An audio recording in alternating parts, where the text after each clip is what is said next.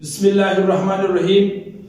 Hello everyone students, जैसे कि आपको पता है आज हमने जो सेकेंड ईयर की जो फर्स्ट चैप्टर है जिसका नाम रिस्पायरेशन है या जिसको हम गैसियस एक्सचेंज कहते हैं। ठीक है, हमारे पास जो ब्रीथिंग एंड गैसियस एक्सचेंज जो हम कहते हैं, आज हम इस चैप्टर का आगाज कर रहे हैं। तो आप सबसे हम जो है वो यही एक रिक्वेस्ट है कि आप लोग हर वीडियो हर लेक्चर को जो है तसल्ली के साथ एंड तक देखते रहे ताकि आपको आसानी मिले इस चैप्टर को समझने के लिए। ठीक है, तो आज का जो हम आगाज करेंगे स्टूडेंट्स वो रिस्पायरेशन चैप्टर से करेंगे। हमारे पास जो रिस्पायरेशन चैप्टर है, इस चैप्टर का जो दूसरा नाम है, इस चैप्टर को हम breathing and exchange of gases भी कहते हैं, एंड एक्सचेंज ऑफ गैसेस भी कहते हैं। अब पहला चीज जो स्टूडेंट्स आपने समझना है, इस चैप्टर में हम बहुत सारे चीजों पे बात करेंगे और बहुत सारे एस्पेक्ट्स के ऊपर यहां पर बात करेंगे। सबसे पहले हमने यह समझना है कि ब्रीथिंग और रिस्पायरेशन में क्या फर्क है। पहले आप लोग इस चीज को जरा गौर से सुने। ब्रीथिंग और जो रिस्पायरेशन है, इन दोनों में फर्क क्या है। यहां मैं आप सबको एग्जांपल से ये चीज समझाना चाहूंगा कि हमारे पास जो ब्रीथिंग और एक्सचेंज है, इसमें यहां से एक एग्जांपल का सहारा लेते हैं। यहां पर एक लड़का है, अली नाम का एक लड़का है, जो कि अपनी माउथ के जरिए से और अपने नोज के जरिए से रिस्पायरेशन का या हमारे पास माहौल से, एटमॉस्फेयर से स्टूडेंट्स जो है वो ऑक्सीजन ले रहा है माहौल से। जैसे ही ये माहौल से ऑक्सीजन को ले लेता है, ठीक है, अब जैसे ही उसने ऑक्सीजन लिया, बायोलॉजी में इस इनटेक ऑफ ऑक्सीजन को के लिए हम एक खास वर्ड यूज करते हैं, that is called as inhalation. जैसे ही उसने इनहेलेशन किया, अब इस इनहेलेशन में अली की मौत से सीधा जो ऑक्सीजन है, ऑक्सीजन रिस्पायरेटरी ट्रैक में चला गया। ठीक है, रिस्पायरेटरी ट्रैक में गया। रिस्पायरेटरी ट्रैक को आसान अल्फाज में हम कहते हैं कि जो विंड फाइल में यहां से नोज के जरिए और माउथ के जरिए से जैसे ही माहौल से ऑक्सीजन लिया, इस अमल को हमने इनहेलेशन कहा। यहां से ये ऑक्सीजन सीधा रिस्पायरेटरी ट्रैक से गुजरता हुआ सीधा ये मूव करता है लंग्स की तरफ आया। अवल बात तो ये है कि लंग्स जो है, इसके ऊपर हम मजीद भी बात करेंगे डिटेल से। लंग्स को हम रिस्पायरेटरी सरफेस कहते हैं। ये वो स्टेशन है स्टूडेंट्स जहां पर हमारे पास जो ऑक्सीजन है वो आकर के स्टोर होता है और यहां से कार्बन डाइऑक्साइड फिर पूरे जिस्म से वापस आकर के लंग्स में आता है। लंग्स से वापस जो ऑक्सीजन है वो हमारे जिस्म से बाहर खारिज होता है। अगर आपने सांस लिया तो इस अमल को हमने इनहेलेशन कहा। दूसरे सिचुएशन में आपने वापस, जैसे मैंने कार्बन डाइऑक्साइड की बात की है, आपने वापस सांस को छोड़ दिया, इस अमल को डियर स्टूडेंट्स जो है वो एक्सहेलेशन कहते हैं, यानी हमने कार्बन डाइऑक्साइड को रिलीज कर दिया। अब लंग्स एक ऐसा जगह है जिसको हम रिस्पायरेटरी सरफेस कहते हैं। अब रिस्पायरेटरी सरफेस पर बाद में हम बात करेंगे। यहां पर जैसे ही इस स्टेशन पर ऑक्सीजन आकर रुका, यहां पर ऑक्सीजन आया रुका, जैसे ऑक्सीजन यहां आकर के रुक जाते हैं, यहां से रुकने के बाद फिर ये ऑक्सीजन मजीद जो है वो सफर पे रवाना होते हैं, यानी ब्लड में शामिल होके सीधा ये ऑक्सीजन स्टूडेंट्स हमारे दिल में आते हैं खून के थ्रू। ठीक है, खून के थ्रू दिल में आते हैं, दिल से सीधा जो है बॉडी की तरफ पंप होते हैं। ठीक है, हमारे पास बॉडी की तरफ पंप होते हैं और बॉडी से सीधा जो हमारे पास ऑक्सीजन है विद थ्रू ब्लड जो है, आप सबको अच्छी तरीके से पता है ब्लड एक तरह का जो है वो ट्रांसपोर्टर है जो ऑक्सीजन को और ग्लूकोज को पूरी जिस्म में ले जाता है।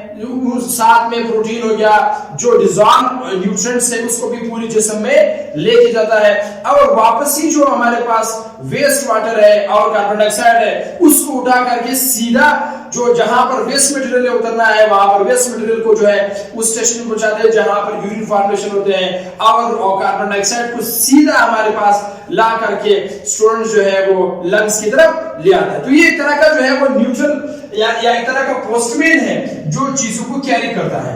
यहां से सीधा खून में शामिल सीधा बॉडी से सीधा हमारे पास सेल तक ऑक्सीजन आया, सीधा हमारे पास सेल तक ऑक्सीजन आया। मान लेते हैं ये सेल है, इस सेल में आया। एक तो आसान अल्फाज में आपने इस चीज को समझना है कि एक ऐसा सफर जिसमें ऑक्सीजन सीधा निकला है, यानी माहौल से नोज और माउथ के थ्रू जो है वो अली ने जो ऑक्सीजन ली है वो माहौल से जिसने इनहेलेशन किया वो इनहेलेशन पास होकर के सीधा उसके लंग्स तक गया।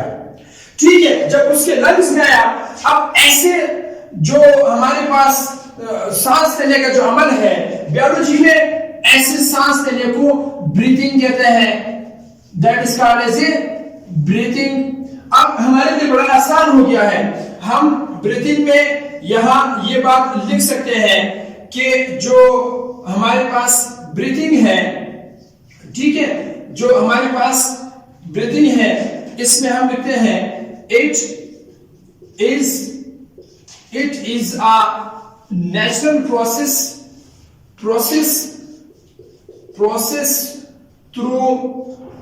through which inhalations of oxygens and exhalation of carbon dioxide from atmosphere through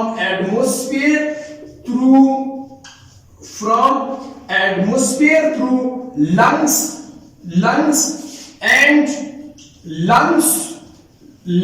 through atmosphere। ठीक है, lungs through atmosphere एक ऐसा प्रोसेस, एक ऐसा अमल जिसमें डियर स्टूडेंट्स जो ऑक्सीजन है वो माहौल से सीधा जो है वो जो है लंग्स की तरफ मूव करे ऑक्सीजन, और वापस ही जो कार्बन डाइऑक्साइड है वो पे देखो आपने सांस लिया, इनहेलेशन कहा, सीधा सांस सीधा कहां पर आया, लंग्स में आया। ठीक है, रेस्पिरेटरी नोज और माउथ थ्रू रेस्पिरेटरी ट्रैक सीधा लंग्स में आया, वापस ही लंग्स से कार्बन डाइऑक्साइड सीधा रेस्पिरेटरी ट्रैक में आया, नोज में वापस एटमॉस्फेयर में निकल गया। इस अमल को हम स्टूडेंट्स ब्रीथिंग कहते हैं। इसके लिए आपके बुक में एक और टर्म भी यूज किया है। इस तरह की जो सांस लेने का अमल है इसको जो है स्टूडेंट्स एक्सटर्नल रिस्पायरेशन भी कहा है। That is also called as external respirations. इसको एक्सटर्नल जो है रिस्पायरेशन भी कहा गया है। अब दूसरा जो हमारे पास अमल है जिसको हम आपके पास जो है इंटरनल रिस्पायरेशन भी कहते हैं। आम अल्फाज में हम रिस्पायरेशन का लफ्ज भी इसके लिए यूज करते हैं, यानी एक ऐसा सफर जो फिर लंग से सीधा सेल तक हो। यानी इस सेल में, अब आपको पता है इस सेल में दो चीजें आती हैं, एक ऑक्सीजन आता है, साथ में ग्लूकोज भी मूव करता है। एक अलग फिनोमेना, इस पर बाद में बात करेंगे। अब यहां पर एक ऐसा सफर जो लंग से सेल तक हो जिसमें ऑक्सीजन ने लंग से रेस्पिरेटरी सरफेस से जब वो मूव करे सीधा स्टूडेंट्स हमारे सेल तक, ऐसे सांस लेने को बायोलॉजी में स्टूडेंट्स इसको हम इंटरनल रिस्पायरेशन कहते हैं। That is called as internal respiration. आप डायरेक्ट इस तरह रिस्पायरेशन भी लिख सकते हो। ठीक है, बाज बुक में डायरेक्ट ब्रीथिंग और रिस्पायरेशन का जिक्र किया गया है। अब यहां पर जो है हम इसमें इंटरनल रिस्पायरेशन में या जो हमारे पास रिस्पायरेशन है इसमें हम लिखते हैं the process through which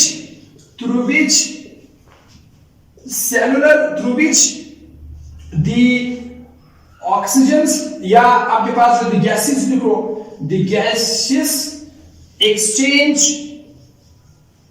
exchange take place between lungs to cell and cell to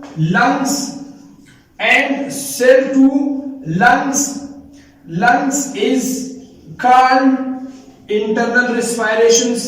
इसको हम इंटरनल रिस्पायरेशन कहते हैं। एक ऐसा प्रोसेस, एक ऐसे अमल जिसमें लंग से सीधा हमारे पास ऑक्सीजन मूव करे सेल की तरफ, ठीक है, सेल की तरफ मूव करे, और सेल से कार्बन डाइऑक्साइड सीधा लंग्स तक आके मूव करे। ऐसा जो रिस्पायरेशन जो प्रोसेस है इसको हम इंटरनल रिस्पायरेशन कहते हैं, या इसके लिए हम शॉर्टकट रिस्पायरेशन का लफ्ज भी इस्तेमाल करते हैं, ठीक है। एक तो हमारे पास इसमें ये फर्क स्टूडेंट्स आप लोग अपने दिमाग में याद रखिए। दूसरी चीज जो हमने डिस्कशन करना है that is called as a respiratory surface. इस पर बात करेंगे, खास करके हम बात करेंगे कि रिस्पायरेटरी सरफेस बाज ऐसे इंसेक्ट्स हैं और हमारे पास जैसे कॉकरोच वगैरह है, कुछ ऐसे मुख्तलिफ किस्म के ऑर्गेनिजम्स में मुख्तलिफ किस्म के रिस्पायरेटरी ऑर्गन्स हैं। अब वो कौन कौन से ऑर्गन है, किन किन ऑर्गन में कौन कौन से रिस्पायरेटरी सरफेस मौजूद है, उस पर हम तसल्ली से बात करेंगे। यहां पर स्टूडेंट्स हमारे पास जो नेक्स्ट हमने अब डिस्कस करना है that was called the respiratory surface, जिसको हम रिस्पायरेटरी सरफेस कहते हैं। जरा इस पर बात करेंगे, ठीक है। हमारे पास क्या है, नेक्स्ट हमने बात करना है रिस्पायरेटरी सरफेस पे बात करना है। रिस्पायरेटरी सरफेस जो है इसमें हम लिखते हैं इट इज अ प्रोसेस, या आप इस तरह में सोचिए it is a place through which the gaseous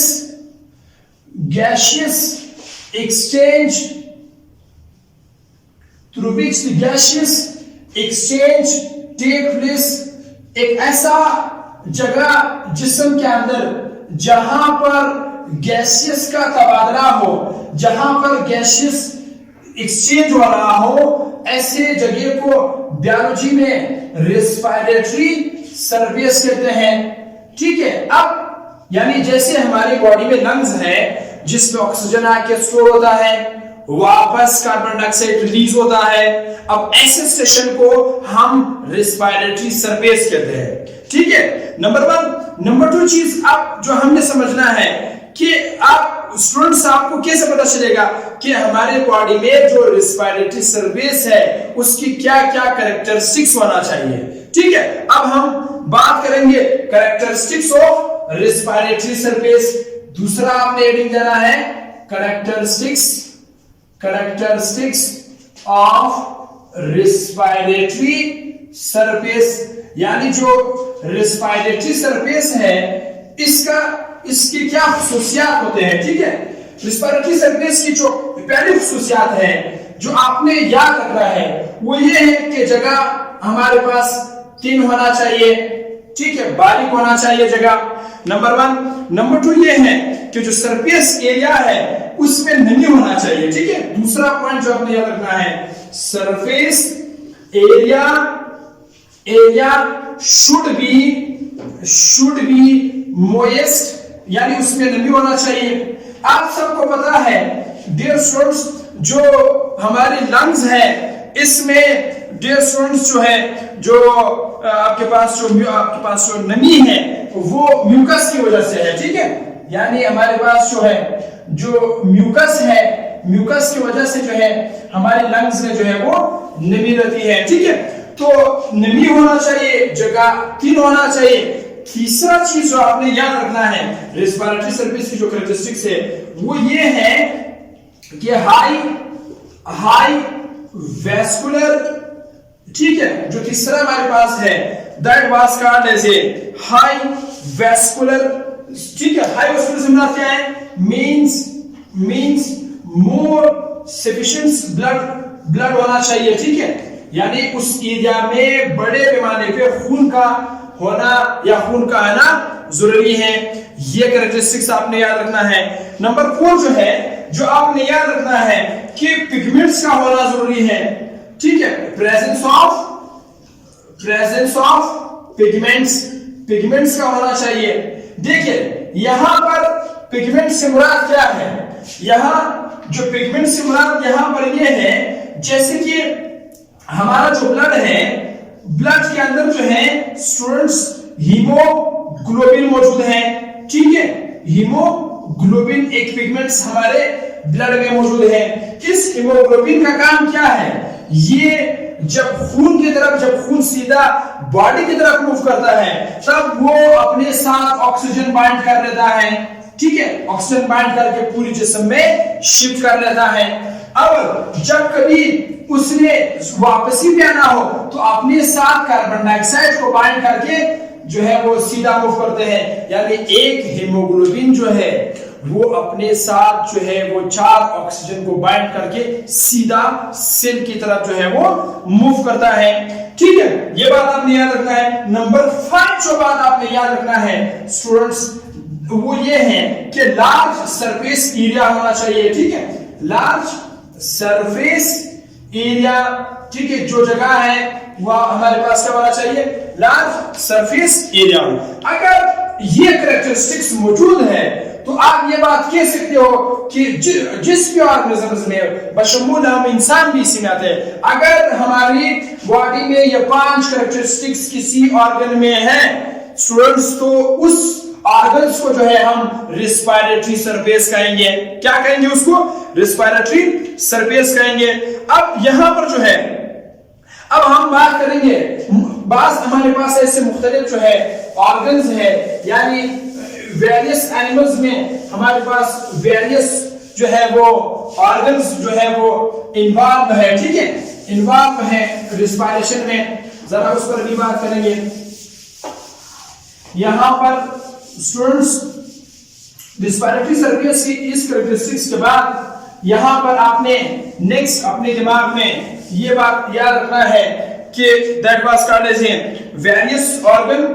यहां पर रीडिंग क्या होना चाहिए आपका, वेरियस ऑर्गन, ठीक है। हमारे पास जो मुख्तलिफ ऑर्गन्स आपके पास होते हैं, सी which help in respirations, यानी मुख्तलिफ जो ऑर्गन्स है, ठीक है, जो कि स्टूडेंट्स हेल्प करता है। हमारे पास जो है जो वेरियस ऑर्गन्स होते हैं जैसे कि हमारे पास स्किन है, ठीक है, देखो बास ऐसे एनिमल्स हैं जैसे कि वो स्किन से रिस्पायरेशन लेते हैं, तो हम लिखते हैं the animals, यानी those animals which take respirations through skin, ठीक है। अगर स्किन के जरिए से कोई एनिमल सांस का अमल कर रहा है, सांस ले रहा है, ठीक है, तो इसको हम बायोलॉजी में, यानी इस अमल को बायोलॉजी में स्टूडेंट्स क्यूटेनियस रिस्पायरेशन कहते हैं।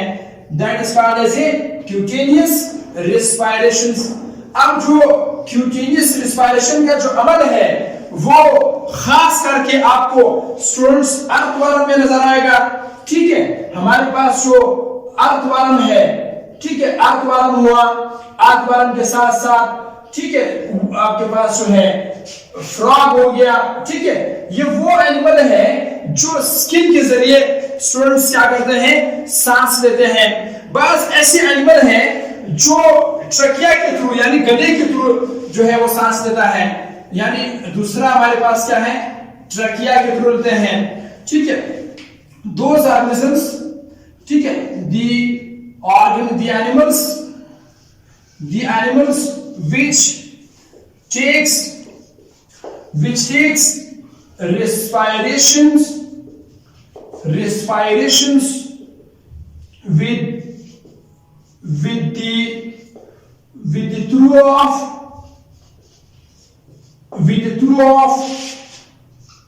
the through of trachea। बस ऐसे एनिमल हैं जो ट्रकिया गले के थ्रू जो है वो स्टूडेंट जो है वो सांस लेते हैं। अब जो ट्रकिया के थ्रू लेते हैं, खास करके इधर मैं इंसेक्ट्स की बात कर रहा हूं, ठीक है। यहां पर मैं तमाम के तमाम जितने इंसेक्ट्स है स्टूडेंट्स, वो जो है वो अपने जो ट्रकिया है, इस ट्रकिया के थ्रू जो है वो सांस लेते हैं। जैसे मैं यहां पर कॉकरोच की, ठीक है, हमारे पास जो है, ठीक है, जो कॉकरोच हमारे पास है, ठीक है, यहां पर जो स्टूडेंट्स हमारे पास जो कॉकरोच है, जरा मैं इसकी जो है वो एग्जांपल देता हूं, ठीक है। कॉकरोच जो है वगैरह वगैरह जितने भी इंसेक्ट्स है, ये ट्रैक्स के थ्रू जो है वो सांस लेते हैं। बस ऐसे एनिमल है जो कि स्टूडेंट्स आपके पास जो है गिल्स के थ्रू जो है, जो आपके पास जो है जो गिल्स को इस्तेमाल करते हैं, ठीक है, गिल्स के थ्रू जो है वो सांस लेते हैं। और जो गिल्स के थ्रू सांस लेते हैं, बायोलॉजी में ऐसे सांस लेने को ब्रैंकियल रिस्पायरेशन कहते हैं, ठीक है। हमारे पास क्या कहते हैं उसको, ब्रैंकियल रिस्पायरेशंस। जो ब्रैंकियल रिस्पायरेशंस है, ये अमल खास करके आपको फिश में नजर आएगा, ठीक है। खास करके जो तमाम के तमाम जितने फिशेस हैं वो अपने गिल्स का जो है वो इस्तेमाल करते हैं और गिल्स के थ्रू जो है वो रिस्पायरेशन का अमल करता है, और ऐसे सांस लेने को ब्रैंकियल रिस्पायरेशन कहते हैं। नंबर 3 जो आपके पास है, दैट वाज कॉल्ड एज जो लंग्स को इस्तेमाल करते हैं, ठीक है। हमारे पास ऐसे एनिमल हैं जो डायरेक्ट जो है वो लंग्स को यूज करते हैं और लंग्स के थ्रू सांस लेते हैं। वो तमाम एनिमल्स जो लंग्स को यूज करते हैं बतौर रिस्पायरेटरी सर्विस। ऐसे सांस लेने को बायोलॉजी में स्टूडेंट्स पल्मोनरी रिस्पायरेशन कहते हैं। That was called as pulmonary respirations. Pulmonary respiration में हम तमाम के तमाम जितने वर्टिब्रेट्स आते हैं, ठीक है, तमाम के तमाम जो हमारे पास जो वर्टिब्रेट्स हैं, ठीक है, तमाम के तमाम जो है मैं यहाँ पे एग्जांपल में लिख देता हूं, ठीक है। यहाँ पे मैं लिखता हूं ऑल वर्टिब्रेट्स। तमाम के तमाम जितने वर्टिब्रेट्स हैं स्टूडेंट्स, वो अपने गिल्स का इस्तेमाल करते हैं, सॉरी यानी लंग्स का इस्तेमाल करते हैं। जैसे हम हैं, हम तमाम जितने वर्टिब्रेट्स उन एनिमल्स को कहते हैं जो रीढ़ की हड्डी रखता है। हम सारे के सारे जो है वो स्टूडेंट्स लंग्स का जो है वो आपके पास जो है सहारा लेते हैं। बस ऐसे एनिमल्स है। नंबर 5 जो है जो जिसके अंदर हमारे पास बुक्स लंग्स मौजूद है, ठीक है, बुक्स लंग्स मौजूद है, ठीक है। जो बुक्स लंग्स हमारे पास है उसमें स्टूडेंट्स जो है यानी जैसे स्कॉर्पियन के साथ साथ स्पाइडर है, ठीक है। अब ये जो हमारे पास स्टूडेंट्स जो एनिमल है ये बुक्स लंग्स का इस्तेमाल करते हैं। इंशाल्लाह जो नेक्स्ट हमारे पास वीडियो है, इस वीडियो में हमने मजीद जो है बात करना है जो खास करके जो हमारा जो आपके बुक में दिया गया है वो असल में पल्मोनरी रिस्पायरेशन पूरा दिया गया है। तो पल्मोनरी रिस्पायरेशन में इंशाल्लाह नेक्स्ट वीडियो में हम इस पर बात करेंगे। आप लोग सारे लेक्चर्स को जो है सीक्वेंस वाइज फॉलो करें। इंशाल्लाह नेक्स्ट वीडियो इंशाल्लाह जो है जो हमारी होगी वो पल्मोनरी रिस्पायरेशन में होगी। Best of luck.